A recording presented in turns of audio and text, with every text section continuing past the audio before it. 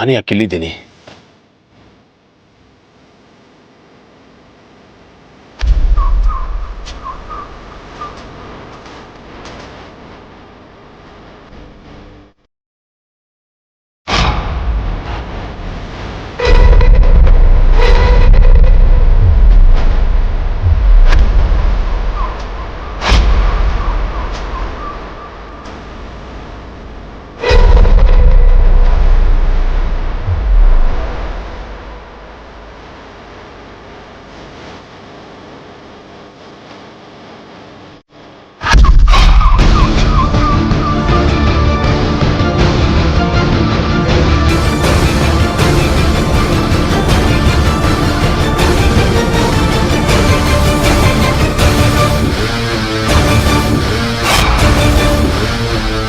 ಕರಾಳೇಶ್ವರ, ಕಪಾಲೇಶ್ವರ,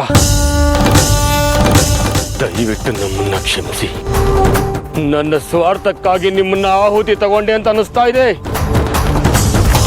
ನಿಮ್ಮ ಸಾವಿಗೆ ಪ್ರತೀಕಾರ ತೀರಿಸ್ಕೊಳ್ಳದೆ ಹೋದ್ರೆ ನಾನು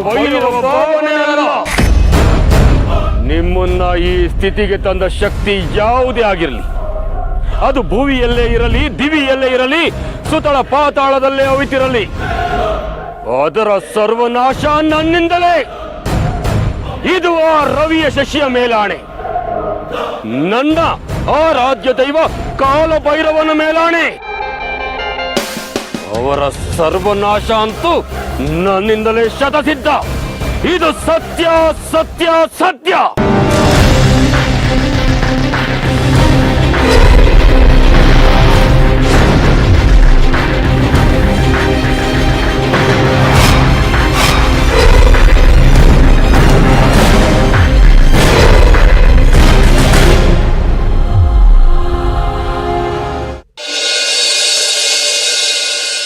ಅರ್ಜುನ್,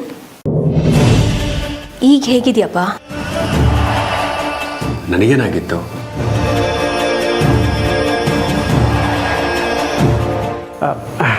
ಅದೇನಿಲ್ಲ ಕಣೋ, ನಿಂಗೆ ಸ್ವಲ್ಪ ತಲೆ ಸುತ್ತ ಬಂದಿತ್ತು, ಅದಕ್ಕೆ ಆಂಟಿ ಹಾಕಿ ಕೇಳ್ತಿದ್ದಾರೆ ಅಷ್ಟೇ.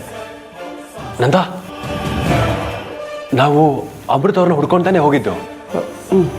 ಅಮೃತ ಅವ್ರನ್ನ ಹುಡ್ಕಕ್ಕೆ ಹೋಗಿ ಹಾಗೆ ಬರಿಗೇಲಿ ವಾಪಸ್ ಬಂದ್ವಾ? ಛೇ, ನನ್ನ ಮೇಲೆ ನನಗೆ ಅಸಹ್ಯ ಆಗ್ತಾ ಇದೆ. ಪಾಪ ಅವರಲ್ಲಿ ಎಷ್ಟು ಕಷ್ಟಪಡ್ತಿದ್ದಾರೋ, ಎಷ್ಟು ನೋವು ಅನುಭವಿಸ್ತಾ ಇದ್ದಾರೋ. ಇನ್ನು ನಾನು ಸುಮ್ಮನೆ ಕೂತ್ಕೊಳ್ಳೋದಿಲ್ಲ. ನಂದ, ನಡಿ ಹೊರಡೋಣ. ಬ್ರೋ ನೋಡು, ಈಗ ನೀನಿರೋ ಸ್ಥಿತಿಲಿ ಹೊರಗಡೆ ಹೋಗೋದಕ್ಕೆ ಆಗೋದಿಲ್ಲ ಕಣೋ. ನನ್ನ ಮಾತು ಕೇಳು, ಸ್ವಲ್ಪ ಹೊತ್ತು ರೆಸ್ಟ್ ಮಾಡು, ಆಮೇಲೆ ಹೋಗೋಣ. ಹೌದು ಕಂದ, ನಂದ ಸರಿಯಾಗಿ ಹೇಳ್ತಾ ಇದ್ದಾನೆ. ಅಜ್ಜಿ, ಯಾಕೆ ಯಾರು ನಾನು ಅರ್ಥ ಮಾಡ್ಕೋತಾ ಇಲ್ಲ? ನೋಡು, ನೀನು ಬಂದರೆ ಬಾ, ಬಿಟ್ಟರೆ ಬಿಡು, ನಾನು ಹೋಗೋರನ್ನ ಹುಡ್ಕೊಂಡು ಬರ್ತೀನಿ. ಏ ಅರ್ಜುನ್, ನನ್ನ ಮಾತು ಕೇಳೋ. ಅಮ್ಮ, ನಾನು ಈ ವಿಷಯದಲ್ಲಿ ನಿನ್ನ ಮಾತಲ್ಲ, ಯಾರ ಮಾತನ್ನು ಕೇಳೋದಿಲ್ಲ.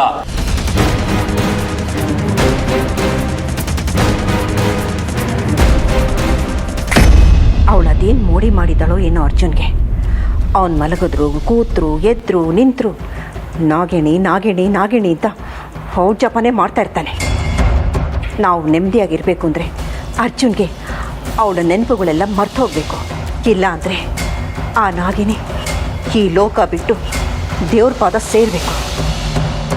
ಅಪ್ಪ ದೇವ್ರೆ, ಆದಷ್ಟು ಬೇಗ ನಾಗಿನಿನ ನಿನ್ನ ಪಾದಕ್ಕೆ ಸೇರಿಸ್ಕೊ.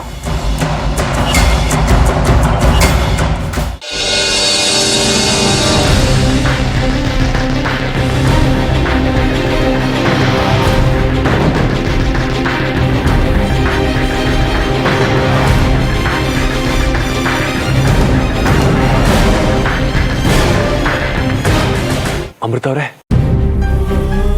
ಯಾಕೆ ಹಿಂಗೆ ಮಾಡಿದ್ರಿ? ಅಲ್ಲ, ನಿಮ್ಮನ್ನ ಹುಡುಕ್ತಾ ಇರೋ ಜಾಗ ಇಲ್ಲ, ಕೇಳದೆ ಇರೋ ಜನ ಇಲ್ಲ. ಒಂದು ದಿನನೂ ನನ್ನ ಬಿಟ್ಟಿಲ್ದೇ ಇರೋರು ಇಷ್ಟು ದಿನ ನನ್ನ ಬಿಟ್ಟು ಹೇಗಿದ್ರಿ? ಹಾಗಿರೋದಕ್ಕಾಗೋದಿಲ್ಲ ಅಂತಾನೆ ನಾನೇ ಮನೆಗೆ ಬಂದಿದ್ದು. ಸರಿ, ಹೋಗ್ಲಿ ಬಿಡಿ. ಆಗಿದ್ದನ್ನೆಲ್ಲ ಒಂದು ಕೆಟ್ಟ ಕನಸು ಅಂತ ಮರ್ತು ಬಿಡೋಣ. ನೋಡಿ, ಇನ್ನು ಮುಂದೆ ನೀವು ನನ್ನ ಬಿಟ್ಟು ಎಲ್ಲೂ ಹೋಗಬಾರ್ದು, ನಾನು ನಿಮ್ಮನ್ನು ಬಿಟ್ಟು ಎಲ್ಲೂ ಹೋಗಲ್ಲ. ಸರಿ.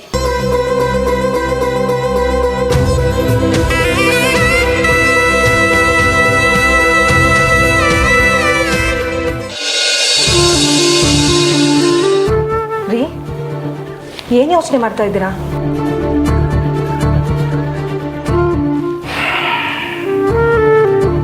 ಅಮೃತ ಬಗ್ಗೆ. ಅವಳು ನೆನ್ಸ್ಕೊಂಡ್ರೆ ನನಗೂ ಅಯ್ಯೋ ಅನ್ಸುತ್ತೆ ಕಣ್ರಿ. ಗಂಡನ ಜೊತೆ ಸಂತೋಷವಾಗಿ ಇರಬೇಕಾದ ಸಮಯದಲ್ಲಿ ಹೀಗೆ ಒಂಟಿಯಾಗಿ ಬದುಕುವಂಥ ಸ್ಥಿತಿ ಯಾವ ಹೆಣ್ಗೂ ಬರಬಾರ್ದು. ನಾನು ಅದನ್ನೆಲ್ಲ ಯೋಚನೆ ಮಾಡ್ತಾ ಇರೋದು. ಮತ್ತೆ ನಮ್ಮ ಮನೆಗೆ ಬಂದಿದ್ನಲ್ಲ, ಅವನೇ ಅಮೃತನ ಗಂಟ ಇರ್ಬೋದಾ ಅಂತ. ಅದನ್ನು ಹೇಗೆ ಹೇಳ್ತೀರಾ ನೀವು? ತನ್ನ ಹೆಂಡತಿ ಕಾಣಿಸ್ತಾ ಇಲ್ಲ ಅಂತ ಅವನು ತುಂಬಾನೇ ಬೇಜಾರು ಮಾಡ್ಕೊಂಡಿದ್ದ. ಅವನ ತೊಳಲಾಟ ಚಟಪಟಿಕೆ ನೋಡ್ತಾ ಇದ್ರೆ ಅವನ ಹೆಂಡತಿನ ತುಂಬಾ ಪ್ರೀತಿಸ್ತಾ ಇರೋದಂತೂ ನಿಜ. ಹೌದು, ಅಮೃತಾನು ತನ್ನ ಗಂಡ ತನ್ನನ್ನು ತುಂಬ ಪ್ರೀತಿಸ್ತಾನೆ ಅಂತ ಹೇಳ್ತಾ ಇರ್ತಾಳೆ. ನೀವು ಯಾರ ಬಗ್ಗೆ ಮಾತಾಡ್ತಾ ಇದ್ರಿ? ಸ್ವಲ್ಪ ಹೊತ್ತು ಮುಂಚೆ ಇಬ್ಬರು ನಮ್ಮ ಮನೆಗೆ ಬಂದಿದ್ರು. ಅದರಲ್ಲಿ ಒಬ್ಬ ತುಂಬ ಬೆಳಗಿದ್ದ. ಅವನು ಕೂಡ 2-3 ದಿವಸದಿಂದ ನನ್ನ ಹೆಂಡತಿ ಕಾಣ್ತಾ ಇಲ್ಲ ಅಂತ ತುಂಬ ಕೊರಗ್ತಾ ಇದ್ದ. ಅರೆ, ಸ್ವಲ್ಪ ಹೊತ್ತಿನ ಮುಂಚೆ ನಾನು ಅರ್ಜುನ್ ಅವರು ಇಲ್ಲೇ ಎಲ್ಲೋ ನನ್ನ ಅಕ್ಕಪಕ್ಕದಲ್ಲಿದ್ದಾರೆ ಅಂತ ನನ್ನ ಮನಸ್ಸಿಗೆ ಅನ್ನಿಸ್ತಾ ಇತ್ತು. ಅಂದರೆ ಅರ್ಜುನ್ ಅವರು ಇಲ್ಲಿಗೆ ಬಂದಿದ್ರು ಅಂತ ಅರ್ಥ. ಅಯ್ಯೋ ದೇವ್ರೆ, ನಾನು ಯಾಕೆ ಈ ರೀತಿ ಅಪಾರ್ಥ ಮಾಡಿಕೊಂಡೆ? ನನ್ನ ಮನಸ್ಸು ನನ್ನ ಹಿಡಿತದಲ್ಲಿಲ್ಲ. ಅರ್ಜುನ್ ಅವ್ರ ಯೋಚನೆಯಿಂದ ಹೊರಗಡೆ ಬರಬೇಕು ಅಂತ ಧ್ಯಾನಕ್ಕೆ ಕುಳ್ಕೊಂಡು ತಪ್ಪು ಮಾಡಿದೆ ಅಂತ ನನಗೆ ಈಗ ಅನ್ನಿಸ್ತಾ ಇದೆ. ಅವ್ರ ಹೆಸರೇನು ಅಂತ ಕೇಳಿದ್ರಾ? ಓ, ನಾನು ಕೇಳಲಿಲ್ಲ, ಅವರು ಹೇಳಲಿಲ್ಲ. ಆದರೆ ಅವನು ಕುರ್ಚಲು ಗಡ್ಡ ಬಿಟ್ಟಿದ್ದ. ಜೊತೆಗೆ ಅವನ ಸ್ನೇಹಿತನೂ ಬಂದಿದ್ದ. ಅಂದರೆ ಅರ್ಜುನ್ ಅವರು ನಂದ ಅವರಿಬ್ಬರು ನನ್ನನ್ನು ಹುಡ್ಕೊಂಡು ಬಂದಿದ್ರು ಅನ್ಸುತ್ತೆ. ಛೇ, ಎಂಥ ಕೆಲಸ ಆಗೋಯ್ತು. ಎಂಥ ಕೆಲಸ ಮಾಡಿದ್ರಿ ನೀವು. ಆವಾಗ ನನ್ನನ್ನು ಕರೆದಿದ್ದಿದ್ರೆ ಚೆನ್ನಾಗಿರ್ತಾ ಇತ್ತು. ನಾನು ನಿನ್ನ ರೂಮ್ಗೆ ಕರೆಯೋಕೆ ಅಂತ ಬಂದೆ, ಆದರೆ ನೀನು ಧ್ಯಾನದಲ್ಲಿ ಕುಳಿತಿದ್ದೆ. ಆದರೂ ಸಹ ನಾನು 2-3 ಸಲ ಕೂಗ್ದೆ, ಆದರೆ ನೀನು ಧ್ಯಾನದಿಂದ ಹೊರಗೆ ಬರಲೇ ಇಲ್ಲ. ಅಯ್ಯೋ ಪರಮೇಶ್ವರ, ಇದೆಂಥ ಪರೀಕ್ಷೆ. ಅರ್ಜುನ್ ಅವರು ಇಲ್ಲಿ ತನಕ ಬಂದಿದ್ರು ಸಹ ಅರ್ಜುನ್ ಅವ್ರ ಕಣ್ಣಿಗೆ ನಾನು ಬೀಳಲೇ ಇಲ್ವಲ್ಲ. ಇದೆಲ್ಲ ನಿಂದೇ ಲೀಲೆ ಅನ್ಸುತ್ತೆ. ನಿನ್ನ ನಿರ್ಧಾರ ಏನಿದೆಯೋ ಹಾಗೆ ಆಗಲಿ ತಂದೆ.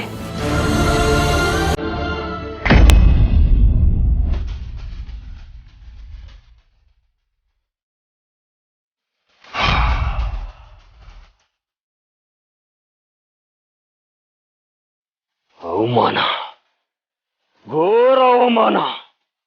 ನನಗೆ, ನನ್ನ ಶಕ್ತಿಗೆ, ನನ್ನ ಸಾಧನೆಗಾದ ಅವಮಾನ. ನನ್ನ ಆರಾಧ್ಯ ದೈವ ಕಾಲ ಭೈರವನಿಗಾದ ಅವಮಾನ.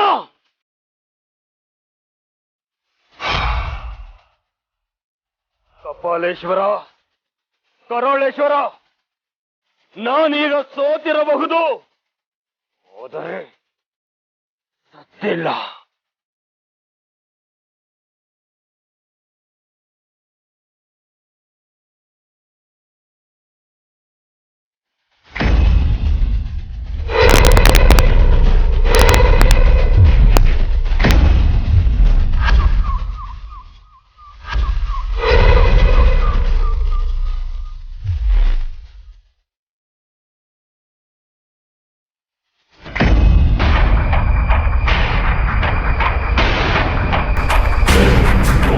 ಕರಾಳೇಶ್ವರ, ಕಪಾಲೇಶ್ವರ, ಇವತ್ತಲ್ಲ ನಾಳೆ ನಾಗಮಣಿ ನನ್ನ ಕೈವಶ ಆಗೇ ಆಗುತ್ತೆ. ಆಗ ಈ ಜಗತ್ತಿಗೆ ನಾನೇ ಅಧಿಪತಿ, ನಾನೇ ಹಣೆ ಬರಹ ಬರೆಯೋ ಬ್ರಹ್ಮ. ಆಗ ನಾಗಮಣಿ ಸಹಾಯದಿಂದ ನಿಮ್ಮನ್ನ ಬದುಕಿಸ್ಕೋತೀನಿ. ಅಲ್ಲಿವರೆಗೂ ನಿಮ್ಮ ಈ ಕಳೆ ಬರಹವನ್ನ ಜೋಪಾನವ ಕಾಪಾಡ್ಕೋತೀನಿ.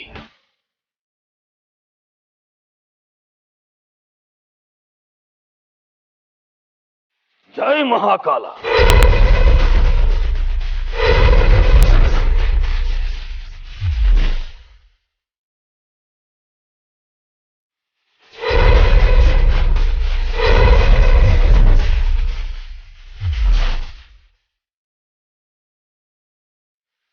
ಏನಾಯ್ತು ಬಾಬಾ? ನಾನಂತೂ ಇದನ್ನ ನಿರೀಕ್ಷೆ ಮಾಡಿರ್ಲಿಲ್ಲ. ನೀವು ಮಾಡ್ತಾ ಇದ್ದ ಯಾಗನ ಹಾಳು ಮಾಡಿ ನಿಮ್ಮ ಇಬ್ರು ಬಾಬನ ಬಲಿ ತಗೊಂಡಂತ ಶಕ್ತಿ ಯಾವ್ದದು? ಬೇರೆ ಯಾವ ಶಕ್ತಿನೂ ಅಲ್ಲ ವಿಷ್ಣು. ನಾಗಮಣಿ ಶಕ್ತಿನೇ ನನ್ನನ್ನು ತಡೆದು ನಮ್ಮನ್ನ ಈ ಸ್ಥಿತಿಗೆ ತಂದಿದ್ದು.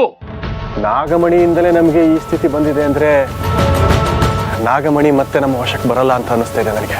ಮೂರ್ಖ, ನಿರಾಶೆ, ಹತಾಶೆ ನಮ್ಮನ್ನ ಅವನತಿ ಕಡೆಗೆ ಕರ್ಕೊಂಡು ಹೋಗುತ್ತೆ ವಿನಃ ಉನ್ನತಿ ಕಡೆಗೆ ಕರ್ಕೊಂಡು ಹೋಗೋದಿಲ್ಲ. ಅದೆಲ್ಲ ಸರಿ ಬಾಬಾ,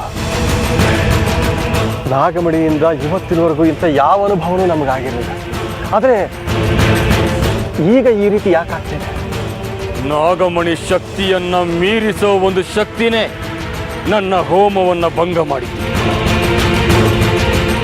ನನ್ನ ಹೋಮ ಶಕ್ತಿ, ಮಂತ್ರ ಶಕ್ತಿ, ಹಾಗೆ ಸಾಧನಾ ಶಕ್ತಿ ಕ್ಷೀಣಿಸಿ. ಆಗ ನಾಗಮಣಿ ಶಕ್ತಿ ನಮ್ಮಿಬ್ಬರನ್ನ ಈ ಸ್ಥಿತಿಗೆ ತಂದು ಈ ಪಾಪಗಳನ್ನ ಬಲಿ ತಗೊಂಡಿದ್ದು. ಯಾವುದೈವ? ಅದ್ಯಾವ ಶಕ್ತಿ ಅನ್ನೋದು ನನಗೂ ನಿಖರವಾಗಿ ಗೊತ್ತಾಗ್ತಾ ಇಲ್ಲ ವಿಷ್ಣು. ಆದ್ರೆ ಅದು ಇಲ್ಲೇ ಎಲ್ಲೋ ಅಕ್ಕಪಕ್ಕದ ಊರಲ್ಲಿದೆ ಅಂತ ಗೋಚರವಾಗ್ತಾ ಇದೆ. ಆ ಶಕ್ತಿಯನ್ನ ಹುಡುಕಿ ಅದನ್ನ ನನ್ನ ಕೈವಶ ಮಾಡ್ಕೋತೀನಿ. ಆ ಶಕ್ತಿಯ ಸಹಾಯದಿಂದ ನಾಗಮಣಿಯನ್ನು ನಾನು ಪಡ್ಕೋತೀನಿ.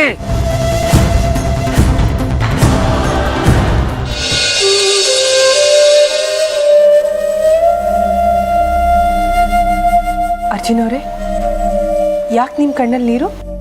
ನಿಮ್ಮನ್ನು ನೋಡದೆ ಮಾತಾಡಿಸ್ದೆ 3 ದಿನ ಆಯ್ತಲ್ಲ, ಆ ನೋವನ್ನ ನನ್ನ ಹೃದಯ ಅನುಭವಿಸ್ತಾ ಇದೆ ಕಣ್ರಿ. ನೀವು ನನ್ನನ್ನು ಅಷ್ಟೊಂದು ಪ್ರೀತಿಸ್ತೀರಾ? ನಾನು ನಿಮ್ಮನ್ನು ಬರೀ ಪ್ರೀತಿಸ್ತಾ ಇಲ್ಲ ಕಣ್ರಿ, ಆರಾಧಿಸ್ತಾ ಇದ್ದೀನಿ. ಬೇರೆಯವ್ರ ಪ್ರೀತಿ ಬರೀ ದೇಹ ಮನಸ್ಸಿಗೆ ಸಂಬಂಧಪಟ್ಟಿದ್ದು, ಆದರೆ ನಮ್ಮಿಬ್ಬರ ಪ್ರೀತಿ ಆತ್ಮಕ್ಕೆ ಸಂಬಂಧಪಟ್ಟಿದ್ದು. ಅದಕ್ಕೆ ನನಗೆ ನೋವಾದರೆ ನಿಮ್ಮ ಕಣ್ಣಲ್ಲಿ ನೀರು ಬರುತ್ತೆ, ನಿಮಗೆ ನೋವಾದರೆ ನಾನು ನೊಂದ್ಕೊಳ್ತೀನಿ.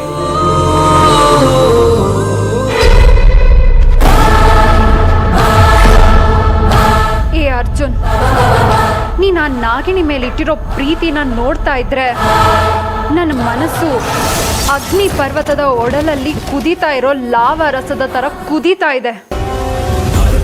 ನಾನು ನಿಮ್ಮಿಬ್ರನ್ನ ದೂರ ಮಾಡೋದಕ್ಕೆ ನೋಡ್ತಾ ಇದ್ರು ಸಹ ನೀನು ಅವಳ ಹತ್ರಕ್ಕೆ ಹೋಗ್ತಾ ಇದೆಯಾ. ಆದರೆ ನಿನ್ನ ಆ ಪ್ರಯತ್ನ ಯಾವತ್ತೂ ಫಲ ಕೊಡೋದಿಲ್ಲ. ಇದು ಸತ್ಯ ಸತ್ಯ ಸತ್ಯ. ಅಮೃತ ಅವರೇ, ನನಗೊಂದು ಮಾತು ಕೊಡಿ. ಏನಂತ? ಇನ್ಯಾವತ್ತೂ ಯಾವುದೇ ಕಾರಣಕ್ಕೂ ನನ್ನ ಬಿಟ್ಟು ದೂರ ಹೋಗೋದಿಲ್ಲ ಅಂತ. ಅರ್ಜುನ್ ಅವರೇ, ನನಗೆ ನಿಮ್ಮನ್ನು ಬಿಟ್ಟರೆ ಬೇರೆ ಯಾರಿದ್ದಾರೆ? ಈ ಮನೆ ಬಿಟ್ಟರೆ ನನಗೆ ಯಾವ ಮನೆ ಇದೆ ಹೇಳಿ? ನನಗೆ ನನ್ನವರು ತನ್ನವರು ಅಂತ ಈ ಮನೆಯವ್ರು ಬಿಟ್ಟರೆ ಬೇರೆ ಯಾರಿದ್ದಾರೆ ಹೇಳಿ? ಏನೋ ಮನಸ್ಸಿಗೆ ಬೇಜಾರಾಗಿತ್ತು, ಅದಕ್ಕೆ ಸ್ವಲ್ಪ ಹೊರಗಡೆ ಹೋಗ್ಬಿಟ್ಟು ಬರೋಣ ಅಂತ ಹೋಗಿದ್ದೆ ಅಷ್ಟೇ. ಇನ್ಮೇಲೆ ನಿಮ್ಮನ್ನು ಬಿಟ್ಟು ಎಲ್ಲೂ ಹೋಗೋದಿಲ್ಲ ಅರ್ಜುನ್ ಅವರೇ. ಹಾಗಲ್ಲ ಅಮೃತ ಅವರೇ. ನೋಡಿ, ಕೆಟ್ಟ ಘಟನೆಗಳನ್ನು, ಕೆಟ್ಟ ಕನಸುಗಳನ್ನು ನೆನೆಸ್ಕೋಬಾರ್ದು ಅಂತ ಹೇಳ್ತಾರೆ. ಈಗದೆಲ್ಲ ಯಾಕೆ ಬಿಡಿ. ಅರ್ಜುನ್ ಯಾರ ಹತ್ರನೂ ಮಾತಾಡ್ತಿದ್ದಾನಲ್ಲ, ಯಾರಿರ್ಬೋದು? ಅಮೃತ ಏನಾದರೂ ಬಂದಿದ್ದಾಳ?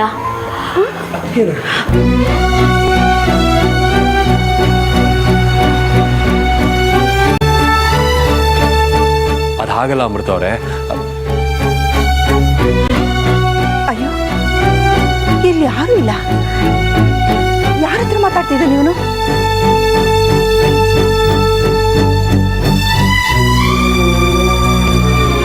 ಇವನು ಮಾತಾಡ್ತಿರೋದು ನೋಡಿದ್ರೆ ಎದುರುಗಡೆ ಅಮೃತನ ಜೊತೆ ಮಾತಾಡ್ತಿರೋ ಹಾಗಿದೆ. ಆದರೆ ಇಲ್ಲಿ ಯಾರೂ ಇಲ್ಲ.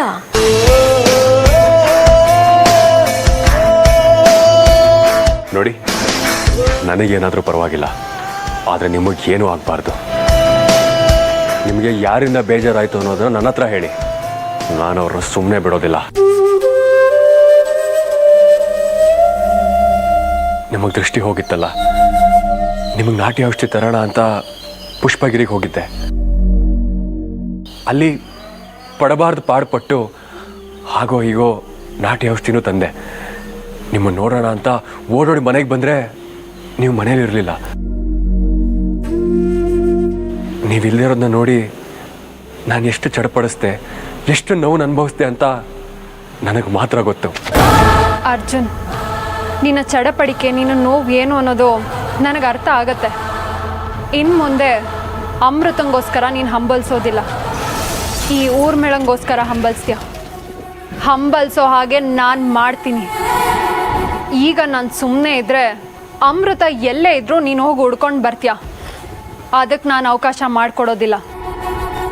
ಅದಕ್ಕಿರೋದು ಒಂದೇ ಒಂದು ದಾರಿ, ಅಂದರೆ ನಾನು ಅಮೃತನ ರೂಪದಲ್ಲಿ ಇಲ್ಲಿರೋದು. ನೀನು ನಾನೇ ಅಮೃತ ಅಂದ್ಕೊಂಡು ನನ್ನ ಜೊತೆ ಸಂತೋಷವಾಗಿರು. ನೋಡಿ, ಇನ್ನು ಮುಂದೆ ನಿಮಗೆ ಬೇಜಾರಾಗದೇ ಇರೋ ಹಾಗೆ ನಾನು ನಿಮ್ಮನ್ನು ನೋಡ್ಕೋತೀನಿ. ನನ್ನ ಮನಸ್ಸಲ್ಲೇ ಒಂದು ಪುಟ್ಟ ಗೂಡನ್ನು ಕಟ್ಟಿ ಪುಟ್ಟ ಗುಬ್ಬಿನ ನೋಡ್ಕೊಳ್ಳೋ ಹಾಗೆ ನಿಮ್ಮನ್ನು ಜೋಪಾನವಾಗಿ ನೋಡ್ಕೋತೀನಿ.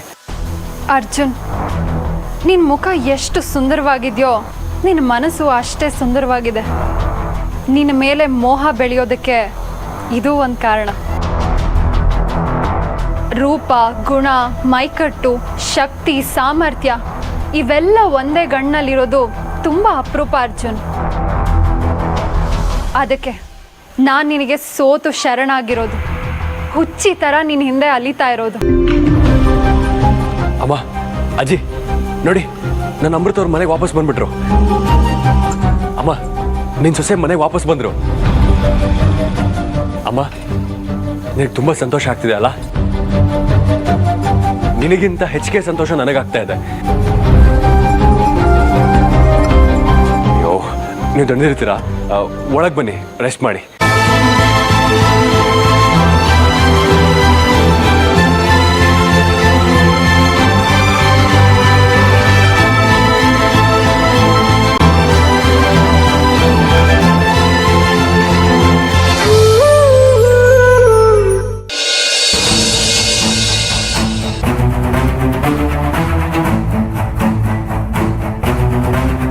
ಅಮೃತ, ಯಾಕಮ್ಮ ಚಡ್ಪಡಿಕೆಯಿಂದ ಓಡಾಡ್ತಾ ಇದೆಯಾ?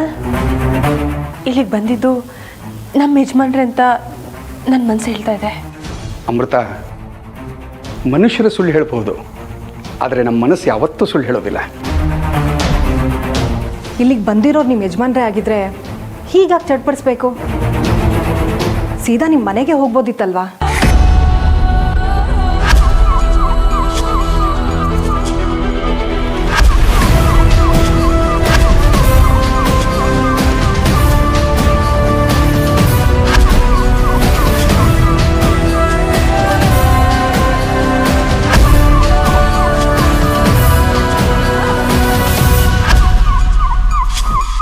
ಅಮೃತ, ಯಾಕಮ್ಮ ಬೆಚ್ಚಿಬಿದ್ದೆ? ಏನಿಲ್ಲ ನೋಡಮ್ಮ, ಕೆಟ್ಟ ಗಳಿಗೆಗಳು ಪ್ರತಿಯೊಬ್ಬರ ಜೀವನದಲ್ಲೂ ಬರ್ತವೆ.